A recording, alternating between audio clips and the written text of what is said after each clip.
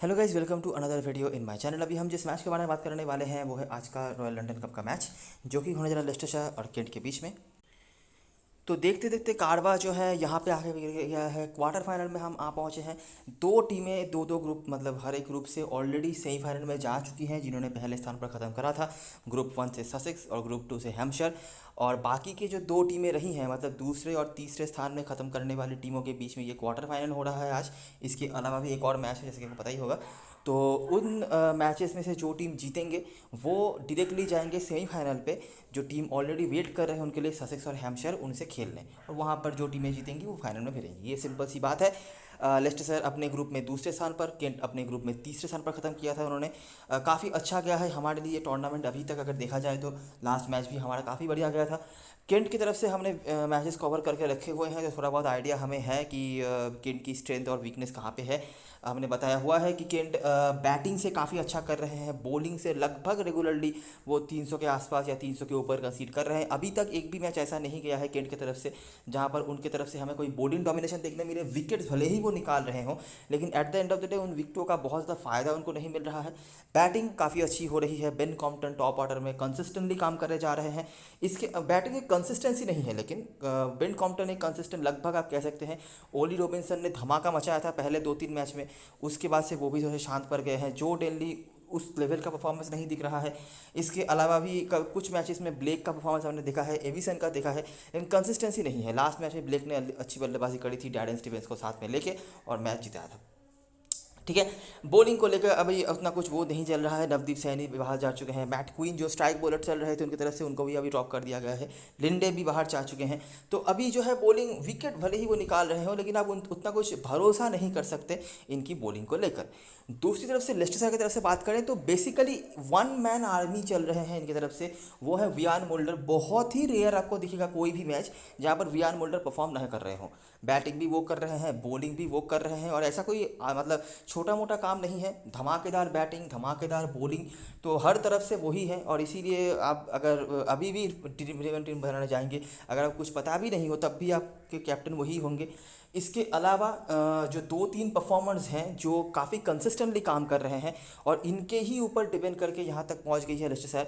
Bowling से बॉयरन Henriques और ऑफलेट Chris right ने भी काफ़ी बढ़िया बॉलिंग कराई हुई है। और एक और प्लेयर जिन्होंने काफ़ी बढ़िया परफॉर्मेंस करा हुआ है वो है लुई किम्बर। ठीक है। इसके अलावा एक आध मैच में हैरी स्विंडल्स, एक आध मैच में वेल्च, एक आध मैच में लीरी का परफॉर्मेंस हमें देखने मिला है। बॉलिंग से हालांकि जो 3 नाम मैंने आपको बताए, जो 4 नाम, मोल्डर, बॉयरन हेनरिक्स, राइट और किम्बर, इनके ही आसपास इनकी बॉलिंग घूम रही है। एक आध मैच में कोई एक आध परफॉर्मेंस आ भी सकता है, लेकिन ऐसा कोई डोमिनेटिंग वैसा कुछ हमें देखने नहीं मिला है। ठीक है। तो ये है मोटा मोटा चीज़ जो हम बातें कर सकते हैं इनके बारे में। दोनों टीम के में डिफरेंस बस ये है कि एक टीम की बॉलिंग कंपैरेटिवली बेटर हुई है, इनके बॉलिंग में कंसिस्टेंट परफॉर्मर्स हैं, और एक आध मैच में इन्होंने बॉलिंग से डोमिनेट भी करा हुआ है। और इनके टीम में काफ़ी कंसिस्टेंट कुछ प्लेयर्स हैं जो हर मैच में ही लगभग परफॉर्म कर रहे हैं, और दूसरी टीम में कंसिस्टेंसी की कमी है और बॉलिंग कंपैरेटिवली बहुत, मतलब वीकर जोन है, लेकिन बैटिंग उनकी तरफ से, बैटिंग में डेप्थ उनकी तरफ से काफ़ी ज़्यादा है। तो देखना पड़ेगा कि क्या होता है आज के मैच पे। ग्रेस रोड लेस्टर में मैच होने जा रहा है, जो कि लेस्टर साहब का घर है। एक और फिक्सचर जहां पर आपको हेड टू हेड का कुछ मिलने वाला है नहीं, क्योंकि आखिरी हेड टू हेड हुआ था 2010 को, कोई मतलब बनता नहीं उस मैच का। वेदर क्लियर है, कोई दिक्कत वाली बात नहीं है। आखिरी 5 मैचों में केंट 4-1 से आगे है। इसका कोई रेलिवेंट कोई वैसा कुछ नहीं है, बस बताने के लिए रिकॉर्ड है। इस ग्राउंड पे अगर हम रिकॉर्ड की बात करें तो पिछले सीजन में ज़्यादा मैचेस जीती थी लेस्टर की टीम। 3 में से 2 मैच वो जीते थे, 1 मैच हारे थे और 1 मैच नो रिजल्ट, और उसके पहले वाले मैच में भी 2-2 की बराबरी रही थी। वैसे तो लेस्टर शहर, अगर मतलब सारी टीमों के पास अपने सारे मेन प्लेयर्स अवेलेबल होते, जो 100 की वजह से ऑफकोर्स नहीं है, तो लेस्टर शहर काफ़ी वीक टीम होती। लेकिन उसके बाद भी इस ग्राउंड पे उनका कंपैरेटिवली बेहतर हमें परफॉर्मेंस होता हुआ दिख रहा है। हम डायरेक्टली आ जाएंगे और बातें करेंगे इस ग्राउंड के बारे में, क्योंकि और कोई रिकॉर्ड हमारे पास नहीं है। हेड टू हेड की चीज़ें तो रहने से रही, तो ग्राउंड के बारे में बातें हम कर लेते हैं। पिछले सीजन की मैचेस और इस सीजन के मैचेस को ज़रा से फॉलो करते हैं और समझने की कोशिश करते हैं कि क्या हो रहा है। ठीक है। अच्छा, पिछले सीजन का ये था पहला मैच, डर्बीशायर और लेस्टर के बीच मैच हुआ। डर्बीशायर ने बना था 275, लेस्टर ने बना था 279, और काफ़ी ईजिली उन्होंने यहाँ पर चेस कर लिया था। आपको यहाँ पर बार्नेस दिख जाते हैं, और आरन लिली जनरली ज़्यादा बॉलिंग वो नहीं करा रहे हैं, लेकिन इनकी बॉलिंग भी काम पे आ चुकी है, जो कि है स्पिनर। बाकी क्रिस राइट और टाइटर क्लाइन नहीं खेल रहे हैं बैटिंग से। ऋषि पटेल जो पिछले सीजन में काफ़ी बढ़िया परफॉर्मेंस करके आए थे, लेकिन उनका कुछ खास अभी चल नहीं रहा। बाकी लुइस हिल और निक वेल्च, ये आपको तीनों प्लेयर्स दिख जाते हैं। पेसर्स का अपर हैंड रहा है, स्पिनर का भी एक विकेट, लेकिन एक मोटा मोटा मोर देन एवरेज टोटल आप यहाँ पे कह सकते हैं दोनों टीमों ने बनाया है। और चेजिंग टीम के लिए मामला काफ़ी आसान हुआ है, ठीक है। डर्बिशर की बॉलिंग भी उतनी अच्छी कभी होती नहीं है, ये तो आपको पता ही होगा। अब तक लेस्टर ने यहाँ मैच जीत लिया। दूसरा मैच जो हुआ, लेस्टर ने पहले बैटिंग करी। हिल यहाँ पे काफ़ी बढ़िया रिकॉर्ड होल्ड कर रहे थे पिछले सीजन में भी, हालांकि इस सीजन में अभी तक उनका कुछ खास ऐसा कुछ देखने नहीं मिला।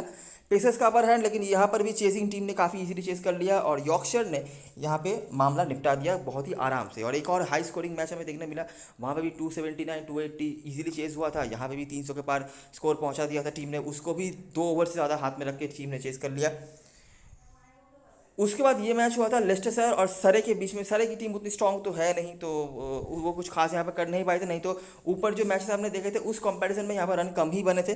बार्नेस ने यहाँ पे बैटिंग के बाद बॉलिंग से भी 2 विकेट निकाला हुआ था, और भी कोई बॉलर्स थे, लेकिन करंट स्क्वाड में वो अवेलेबल नहीं है। बाकी लिली और स्विंडल्स आपको दिख जाते हैं। स्पिनर्स का यहाँ पे आपको कुछ रोल देखने मिल जाता है। एक नोटिस करने वाली बात है, अगर आपके पास यहाँ पर फिंगर स्पिनर्स हैं तो वो यहाँ पर काम पे आ सकते हैं। ऊपर भी एक मैच आपने दिल्ली को 3 विकेट लेते हुए देखा था, यहाँ पे भी स्पिनर्स ने डोमिनेट करा, तभी जाके रन थोड़े से कम बने। और नोटिस करो, देखो जहाँ पे स्पिनर्स का रोल बन रहा है ना, वहीं पे रन थोड़ा कम हुआ है, थोड़ा कम, मतलब यहाँ पे 275 और 7 जब हुआ तो स्पिनर्स का यहाँ पे रोल आया। उसके बाद जैसे ही 300 के पार स्कोर्स पहुंचने लगे तो स्पिनर्स का कोई रोल नहीं है। उसके बाद फिर से यहाँ पे थोड़ा ज़्यादा विकेट गिरा, थोड़ा कम रन बने, तो स्पिनर्स का रोल हमें देखने मिल रहा है। और चेसिंग पे बार्नेस थे, और भी कोई बॉलर रहे होंगे जो करंट स्कोर में अवेलेबल नहीं है। और आखिरी मैच जो हुआ था पिछले सीजन में, तो वो ये मैच था, आखिरी आखिरी जो मैच हुआ था। इसके बाद इस सीज़न के जो अगर मैचेस की बात करें तो फिर से नोटिस करो, यही मैच हुआ। इसी दिन का पहला मैच हुआ था लेस्टेशर और सोमरसेट के बीच में। लेस्टेशर यहाँ पर 269 पर निपट गई थी, जहाँ पर आपको किम्बर दिख जाते हैं, जो इस सीजन में स्टैंडर्ड परफॉर्मर करने काफ़ी टैलेंटेड रहे हैं। पिछले सीजनों में भी थोड़ा बहुत स्पार्क इनकी तरफ से देखने मिला था, लेकिन ऐसा कोई मच्योर उनको इनिंग्स देखने नहीं मिलती थी। अभी तो वो बॉलिंग पहले वो कहीं दूर दूर तक नहीं कराते थे उतना, लेकिन अभी बॉलिंग भी कराने लग गए हैं। और स्विंडल्स पेसर्स का यहाँ पर अपर हैंड रहा है, सोमरसेट को 224 पर निपटा दिया। जो नाम मैंने आपको ऊपर बताया उनमें से ही आपको देखने को मिल जाते हैं, मुल्डर, बॉयरन हेंड्रिक्स और रोमन वॉकर। तो चलिए अभी खेल नहीं रहे हैं स्क्वाड में, लेकिन है। और क्रिस राइट, स्क्रीवन और रोमन वॉकर को खेलने का मौका नहीं मिला है। और 1 रन से यहाँ पर लेस्टेशर मैच जीत गई। अगर हम डकवर्थ लुईस की बात करें तो वैसे भी सोमरसेट की टीम उतनी अच्छी थी भी नहीं, तो यहाँ पर जो भी हो, तो सोमरसेट ने यहाँ पर मैच उनको हारना पड़ा। अगला मैच अभी नोटिस करो, देखो स्पिनर्स का जैसे ही रोल नहीं आ रहा है, हमें देखा है कि इतना रन यहाँ पे बना है। यहाँ पे लेस्टेशर ने बना 338। फिर से आपको किम्बर दिख जाते हैं, स्विंडल्स दिख जाते हैं। स्विंडल्स की तरफ लोग ज़्यादा फोकस नहीं कर रहे हैं, लेकिन इनके कुछ कुछ रन्स हैं। पिछले सीजन का जो लास्ट मैच हुआ था, यहाँ पे भी उन्होंने बैट फर्स्ट स्पेशली 75 बनाए थे। उसके बाद इस सीजन का पहला मैच, वहाँ पर भी 70। उसके बाद यहाँ पे भी 78, 78 नहीं 54। बाकी भी लिली, मुल्डर, इनके परफॉर्मेंस थे, स्पिनर का कुछ रोल है। और वारिकशायर को यहाँ पर 207 पर निपटा दिया। जो नाम मैंने वो ऊपर बताया वही देखिए, राइट, बॉयरन हेंड्रिक्स, मुल्डर, बाकी भी इनके एक आध करके विकेट रहे हैं। सेकेंड लास्ट मैच जो हुआ नॉटिंघमशायर और लेस्टेशर के बीच में, ये मैच हालांकि हारना पड़ा लेस्टेशर की टीम को। स्पिनर्स का फिर से रोल आया, फिर से यहाँ पर लेस्टेशर निपट गई। हालांकि पेसर्स का डोमिनेशन था, लेकिन स्पिनर्स ने भी यहाँ पर विकेट्स निकाला, जो मैं कहना चाहता हूँ। मैच यहाँ पर थोड़ा सा छोटा भी हो गया था।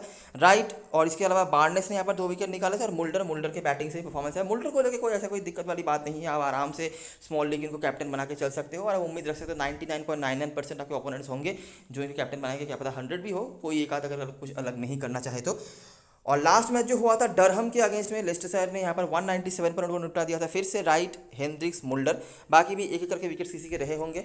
और लेस्टेशर को यहाँ पर काफ़ी मशक्कत करना पड़ा। रायन पटेल और लिली का परफॉर्मेंस यहाँ पर आपको दिख जाता है बैटिंग से। रायन नहीं, ऋषि पटेल नाम है इनका। और पेसर्स का अपर हैंड, देखिए मोस्टली पेसर्स ही यहाँ पर अपर हैंड रखते हैं, ठीक है, लेकिन स्पिनर्स का कभी कभी रोल आता है। और एक चीज़ जो कॉमन है कि अगर स्पिनर्स यहाँ पे रोल पे आते हैं तो रन थोड़ा सा कम बन जाता है, नहीं तो यहाँ पे रन्स बन सकते हैं। अगर आपके पास सही बॉलिंग नहीं हो तो आप यहाँ पे रन्स देख सकते हो। लेस्टेशर की टीम की जो पूरी स्ट्रक्चर ही है वो बेसिकली कुछ प्लेयर्स के ऊपर डिपेंड कर रही है, जहाँ पर आपको मुल्डर दिख जाते हैं, बॉयरन हेंड्रिक्स और क्रिस राइट बैटिंग से, और लुई किम्बर जो इस सीजन में अच्छा कर रहे हैं। इसके अलावा एक आध मैच में आपको ऋषि पटेल दिख जाएंगे, कभी कभार आपको लिली का कुछ परफॉर्मेंस दिख जाएगा। सीजन के शुरुआत में हमने वेल्च को परफॉर्म करते हुए देखा था, तो ऐसा है, ठीक है। तो बेसिकली यही बातें हैं जो आप देख सकते हैं लेस्टेशर की तरफ से। बैलेंस्ड, मैं कहूँगा बैलेंस टीम है। बहुत ज़्यादा हाइप करने वाली टीम या फिर ऐसा कोई टीम मुझे ये नहीं दिखती है जिसको आप चैंपियनशिप के लिए दावेदार कह सकें। लेकिन हाँ, सही बैलेंस टीम है। हर पोजीशन पे इनके पास ऐसे प्लेयर्स हैं जिनके ऊपर अगर कोई एडवर्स सिचुएशन आ जाए तो ये कह सकते हैं कि नहीं भैया तुम आओ, हमको निपटा के दो ये सिचुएशन से। ठीक है, तो ऐसी बातें हैं। और सबसे बड़ी बात, इनके पास काफ़ी सारे ऐसे प्लेयर्स हैं जो हर एक सिचुएशन में, हर एक कंडीशन में काम आ रहे हैं। और ऑलराउंडर टाइप के प्लेयर इनके पास काफ़ी ज़्यादा हैं। कुछ प्लेयर्स जो पहले से ऑलराउंडर नहीं थे उनको भी इन्होंने ऑलराउंडर बना दिया है। याद रखिए, आरॉन लिली जो जेन्युइन ऑलराउंडर हैं उनको भी ढंग से बॉलिंग नहीं दी जा रही है। स्कॉट स्टील का इंक्लूजन हुआ था लास्ट मैच में, जो भी काफ़ी अच्छा कर रहे हैं, करते हैं इस ग्राउंड पे। अगर हम पास्ट मैचेस की बात करें तो बैलेंस काफ़ी ज़्यादा है। ठीक है, कोई एक स्लॉट बहुत स्ट्रॉन्ग, एक स्लॉट बहुत वीक, ऐसा नहीं है। इन्होंने बॉलिंग से भी अच्छा करा हुआ है इसी दिन में, कुछ मैचेस में बैटिंग से भी 300 350 के पार स्कोर पहुंचा के आसपास स्कोर बना के रखे हुए हैं। तो ठीक ठाक है। ठीक है, और केंट के बारे में तो हमने बातें करके रखी हुई है कि ये चीज़ें हैं, ये चीज़ें हैं। इनकी बॉलिंग पे वीकनेस है, बैटिंग पे 3-4 प्लेयर्स हैं उनके ऊपर काफ़ी ज़्यादा डिपेंड कर रहा है इनकी बैटिंग। तो ये सब चीज़ें हम बता चुके हैं। ठीक है, तो यही सारी चीज़ें जो बताने लायक था रिकॉर्ड के मामले में। और दोनों टीमों के मामले में बहुत ज़्यादा इन्फॉर्मेशन नहीं है। अगर हम रिकॉर्ड्स की बात करें तो ये आप समझ ही सकते हैं। अभी हम आ जाते हैं प्लेइंग यूनिट की तरफ। और यहाँ पे हमारे लिए सबसे इंपॉर्टेंट जो चीज़ें हैं वो बन सकती हैं। लेस्टर की तरफ से बात करें तो ऑलरेडी स्मॉल लीग में आपके लिए जो जो प्लेयर्स रह गए होंगे वो हैं मुल्डर, और वो तो चलिए परसेंटेज कैप्टन भी होंगे तो इसमें कोई बात नहीं है। राइट, बॉयरन हेंड्रिक्स और यहाँ से किम्बर, ये 4 सबके टीम में होंगे। इनमें से किम्बर के काफ़ी लोग वाइस कैप्टन बन सकते हैं। इसके बाद बात करते हैं, तो आपने देखा स्विंडल्स बहुत नीचे बैटिंग करने आ रहे हैं, लेकिन इनके रिकॉर्ड्स काफ़ी अच्छे हैं इस ग्राउंड पे। जब भी इनको बैटिंग करने का मौका मिला है कुछ ना कुछ इन्होंने करा भी है, और ये कीपिंग भी करते हैं तो वो पॉइंट भी आपको दे सकते हैं। स्कॉट स्टील बॉलिंग करा रहे हैं, कुछ लोग शायद इनके ऊपर नोटिस नहीं करें, लेकिन स्कॉट स्टील के पास्ट में इस ग्राउंड पे रिकॉर्ड काफ़ी अच्छे रहे हैं। अगर हम शॉर्टर फॉर्मेट मैचेस की बात करें तो रायन पटेल, ऋषि पटेल, माफ़ करना मैं कंफ्यूज हो जाता हूँ। ऋषि पटेल थोड़े से इनकन्सिस्टेंट तो हैं, लेकिन कभी कभी इनकी परफॉर्मेंस हमें दिख जाती है। और लास्ट मैच में भी उन्होंने बहुत ही रिस्पॉन्सिबिलिटी के साथ बैटिंग करके मैच को जिताया हुआ था। अगर स्पेस मिले आप इनकी तरफ देख सकते हो, नहीं तो आरॉन लिली सेफ ऑप्शन होंगे, कभी कभी बॉलिंग भी करा लेते हैं। इसके अलावा एड बार्नेस का भी ऑप्शन होगा। एड बार्नेस अगर बॉलिंग फर्स्ट करा रहे हैं तो आप इनकी तरफ देख सकते हो, नहीं तो छोड़ दोगे, दिक्कत वाली बात नहीं है। तो आपके टीम में इन चारों के अलावा यहाँ से किम्बर, मुल्डर, राइट, बॉयरन हेंड्रिक्स, इन चारों के अलावा भी आपके पास जो ऑप्शंस होंगे, स्कॉट स्टील बॉलिंग क्वेश्चन दे देंगे, ओपनिंग भी कर रहे हैं। और जैसी बॉलिंग है केंट की, आप उम्मीद रख सकते हैं कि कुछ बड़ा धमाका वो करें, इसकी एबिलिटी उनके पास पूरी पूरी है। उसके बाद स्विंडर्स बैटिंग फर्स्ट में, तो ये हमारे छठे प्लेयर हो गए आरॉन लिली और ऋषि पटेल। ये आपके लिए 7-8 प्लेयर के ऑप्शंस हैं जिनमें से आप ले सकते हो। और एड बार्नेस अगर बॉलिंग फर्स्ट कराते हैं तो, नहीं तो नहीं। बाकी लुइस हिल का फॉर्म उतना कुछ खास अच्छा दिख नहीं रहा है। वेल्च भी मुझे लगता नहीं आप स्मॉल लीग में अभी ले पाएंगे, बॉलिंग क्वेश्चन भी नहीं दे रहे हैं क्योंकि। तो बस यही कुछ ऑप्शंस हैं जो हम स्मॉल लीग के लिए कंसीडर कर सकते हैं। बेंच पे आपको रोमन वॉकर दिख जाएंगे, अगर वो खेलते हैं तो एक ऑप्शन बन सकते हैं। ये बैटिंग भी कर लेते हैं, और लास्ट जो मैच उन्होंने खेला था वहाँ पर उन्होंने बॉलिंग भी काफ़ी बढ़िया करी थी सोमरसेट के अगेंस्ट में। विकेट भले ही 1 या 2 मिले होंगे, लेकिन ओवरऑल भी उन्होंने काफ़ी अच्छी बॉलिंग कराई हुई थी, तो डेफिनेटली आप देख सकते हैं। केंट की तरफ से बात करें तो जोई एविशन को फिर से ओपनिंग पे भेजा जा रहा है और बॉलिंग इनको नहीं कराई जा रही है, तो वो एक बात है। बैटिंग सेक्शन में भी होंगे। जोई एविशन का एक चीज़ है कि इस सीज़न में एक ही बार केंट ने बैट फर्स्ट करा है। ठीक है, और वो एक बार में ही जिसने स्टार्ट करा था केंट की तरफ से बैटिंग में, वो थे जोई एविसन। तो एक बहुत ही सरप्राइजिंग एक चीज़ है। और वहाँ पे उन्होंने ओपनिंग भी करी हुई थी, ज़्यादा इनको ओपनिंग करने का भी मौका नहीं मिलता था। और केंट ने इस दिन में एक ही मैच बैटिंग फर्स्ट करी है, लेकिन ये कॉम्बिनेशन जब मतलब दोनों तरफ से अगर सही हो जाए, मतलब एविसन ओपनिंग भी करें और केंट ने बैट फर्स्ट भी करा है, तो वो एक बार ही हुआ है इस दिन में जहाँ पर उन्होंने 100 मार के रखा हुआ था। बाकी बॉलिंग कर सकते हैं, लेकिन बॉलिंग दी नहीं गई थी लास्ट मैच में। तो एक चीज़ है आप नोटिस कर सकते हो। जो डेली देखिए, अब मैं सही बता रहा हूँ, उतना कुछ खास उनका दिख नहीं रहा है। एक मैच में उन्होंने ज़रूर बैटिंग अच्छी करी हुई, लेकिन वो मेरे ख्याल से यॉर्कशायर के अगेंस्ट में था, लेकिन बाकी ओवरऑल उनका मुझे कुछ खास अच्छा दिखा नहीं है। बेन कॉम्पटन डेफिनेटली अच्छा कर रहे हैं। ओली रॉबिन्सन जिस तरह का स्टार्ट उन्होंने लिया था उस तरह का फिनिश नहीं है। Of course keeper section percentage keeper होंगे तो शायद आप इनके बारे में ज़्यादा सोचे नहीं, लेकिन अगर आप सोचना चाहते हैं तो ये पॉइंट है आपके पास। उसके बाद ब्लेक होंगे। अच्छा, कैप्टनसी अभी टेनली कर रहे हैं। ब्लेक होंगे, ब्लेक का भी काफ़ी इनकन्सिस्टेंट चल रहा है। ठीक है, हालांकि लास्ट मैच में उन्होंने मैच जिताया हुआ था तो मोमेंटम इनके पास होगा। उसके बाद Harry Finch, Darren Stevens, Grant Stewart, Hamidullah Qadri, Gilchrist Podmore बेहतर बॉलिंग करा रहे हैं। पॉडमोर लास्ट मैच में उन्होंने 3 विकेट भी निकाला हुआ था। और अगर मैं सही बताऊं तो नवदीप सैनी भी खेल के गए हैं, क्वीन भी खेल के गए हैं, पॉडमोर भी खेल रहे हैं। इन तीनों से मुझे बेहतर दिखे हैं पॉडमोर। ठीक है, ये थोड़ी बहुत बॉलिंग भी करा सकते हैं, बैटिंग भी करा सकते हैं, और ये बेहतर दिखे हैं। लास्ट मैच इनको विकेट्स भी मिले थे। तो अगर आपको एक स्ट्राइक बॉलर भी लेना है ना, तो आप पॉटमोर की तरफ जा सकते हैं। बाकी भी गिलक्रिस्ट हैं। गिलक्रिस्ट लास्ट सीजन में धमाकेदार परफॉर्मेंस इन्होंने करा हुआ था, यहाँ से गिलक्रिस्ट और वहाँ से मैट मिलनेस। तो ओपनिंग बॉलिंग अगर कर रही है केंट, मतलब फर्स्ट से बॉलिंग को करा रहे हैं, तो ये दोनों ही आप ले सकते हैं। नहीं तो वैसे भी आप पॉटमोर को लेकर चल सकते हो। ठीक है, तो आपके टीम में जो प्लेयर जरूर से होना चाहिए, कॉम्पटन, एविसन अगर बैट फर्स्ट कर रहे हैं एक बार के लिए सोच लेना। डेनली उसके बाद है, रॉबिन्सन अगर आपको कोई खास रिस्क नहीं लेना है तो रॉबिन्सन को लेकर चल लेना। और इसके बाद पॉटमोर, ये 4 मेरे ख्याल से आपकी टीम में होने चाहिए। ठीक है, इसके साथ आप ऐड कर सकते हो गिलक्रिस्ट को अगर वो बॉलिंग फर्स्ट कर रहे हैं। ट्रांस स्टीवार्ट का भी वही है अगर वो बॉलिंग फर्स्ट कर रहे हैं। डेरन स्टीवेंस की कोई रिकॉर्ड्स वगैरह नहीं है, लेकिन लास्ट मैच उन्होंने बैटिंग काफ़ी अच्छी करी थी और काफ़ी पिंच हिटिंग कर लेते हैं ये। बॉलिंग भी 8 ओवर की कराई है, तो काफ़ी अच्छे हैंडी ऑप्शन बन सकते हैं। लेकिन देखना पड़ेगा कि हम इनको मैनेज कर पाते हैं या नहीं। और बाकी मुझे कोई यहाँ पर खास दिख नहीं रहे हैं। बेंच पे क्वीन और लोगन होंगे जिनको मुझे लगता नहीं खेलने का मौका मिलेगा। कैप्टन वाइस कैप्टन चॉइस की बात करें तो मुल्डर, किम्बर, हेनरिक्स, राइट, ये 4 में से लिस्टर की तरफ से आपको देखने मिल जाएगा। मुल्डर सबके कैप्टन होने वाले हैं, आप उम्मीद रखो। और वाइस कैप्टन लोग किम्बर या डेनली में से किसी एक को बना सकते हैं, और उसके बाद हेनरिक्स और राइट। रिस्की में स्विंडल्स, स्टील, बार्न्स अगर बॉलिंग फर्स्ट करा रहे हैं तो ऑप्शन हैं। स्विंडल्स बैटिंग फर्स्ट में आप देख सकते हैं, जो मैंने बताया हुआ है। केंट की तरफ से डेनली और कॉम्पटन यही कंसिस्टेंट थोड़े बहुत हैं। उसके बाद रॉबिन्सन और स्टीवंस के आसपास लोग जा सकते हैं, नाम लोगों ने ज़्यादा सुन के रखा होगा। बॉलिंग भी 8 ओवर करा रहे हैं और बहुत ही पिंच हिटिंग करा लेते हैं। और रिस्की में हामिदुल्ला कादरी यहाँ पे स्पिनर्स के लिए काम है। डोमिनेटिंग मैं नहीं कहूँगा, लेकिन कुछ ना कुछ विकेट्स निकाल लेते हैं स्पिनर्स। और इनके पास बैटिंग भी आ सकती है, बैटिंग काफ़ी अच्छी कर लेते हैं, बहुत लोगों को पता नहीं होगा। तो एक देखने लायक ऑप्शन है। और उसके बाद स्टीवार्ट, गिलक्रिस्ट और पॉटमोर जो आपके लिए बॉलिंग क्वेश्चन देंगे। इनमें से गिलक्रिस्ट आपके स्टीवार्ट आपके लिए बैटिंग क्वेश्चन भी दे सकते हैं। अभी देखो लगभग कॉन्फर्म है कि ये 7 प्लेयर्स जो हैं मेरे टीम में हो जाएंगे। ठीक है, रिगार्डलेस ऑफ टॉस। अभी यहाँ पर हम क्या और चीज़ें कर सकते हैं। कीपिंग सेक्शन में हमारे पास स्विंडल्स का ऑप्शन होगा। अगर वो बैट फर्स्ट करते हैं, हम एक बार के लिए सोचेंगे तो तब जाके शायद आपको रॉबिन्सन के ऊपर चांस लेना पड़े। बैटिंग सेक्शन में हमारे पास ऑप्शन होगा एविसन का, बैट फर्स्ट कर रहे हैं, देख सकते हो। लिली को मुझे लगता है आप लेके चल सकते हो। लिली जनरली इस ग्राउंड पे इफेक्टिव हो जाते हैं। ठीक है, इनकी बॉलिंग भी कभी कभार काम पे आ जाती है। और उसके बाद स्कॉट स्टील लास्ट मैच में बॉलिंग कराई थी, लोगों ने शायद नोटिस नहीं करी होगी, लेकिन ये बॉलिंग करा लेते हैं और ये इस ग्राउंड पे रिकॉर्ड अच्छे रखे हैं इन्होंने। स्पेशली अगर बैट फर्स्ट कर रहे हैं ना, तो देखने लायक प्लेयर ये होंगे। तो यहाँ पे स्कॉट स्टील या फिर एविसन में से कोई एक, और आरॉन लिली आप कॉन्सिस्टेंट रख सकते हो। 3 तो बैट्समैन आपको लेने ही है, तो ये इनमें से आप किसी एक को ले सकते हो। ठीक है, तो अगर आप समझ लो स्कॉट स्टील को यहाँ पर लेते हो, तो उसके बाद भी आपके पास यहाँ पर स्पेस बन जाएगा कि आप दोनों कीपर लेके चल सको। अच्छा, अगर आप दोनों कीपर नहीं लेना चाहते तो आपको अगर ऑलराउंडर सेशन में आओगे तो स्टीवार्ट दिख जाएंगे। बॉलिंग फर्स्ट आप डेफिनेटली ले सकते हो, ये डेथ ओवर में काफ़ी अच्छी बॉलिंग कराते हैं, विकेट लेने की एबिलिटी है, बैटिंग हैंड भी ठीक ठाक है। उसके बाद अगर आप बॉलरों में से आ जाओगे, हामिदुल्ला कादरी देखने लायक प्लेयर है। मैं बहुत डोमिनेटिंग कुछ एक्सपेक्ट नहीं कर रहा, लेकिन मुझे लगता है कम से कम 50-60 के आसपास पॉइंट दे सकते हैं। अगर बैट फर्स्ट कर रहे हैं डेफिनेटली आप देख सकते हो, क्योंकि तब बैटिंग भी क्या पता करके आए। बॉलरों में से और नेथन गिलक्रिस्ट है, बार्नेस है, दोनों का ही रोल ज़्यादा बनेगा अगर वो बॉलिंग फर्स्ट करा रहे हैं तो।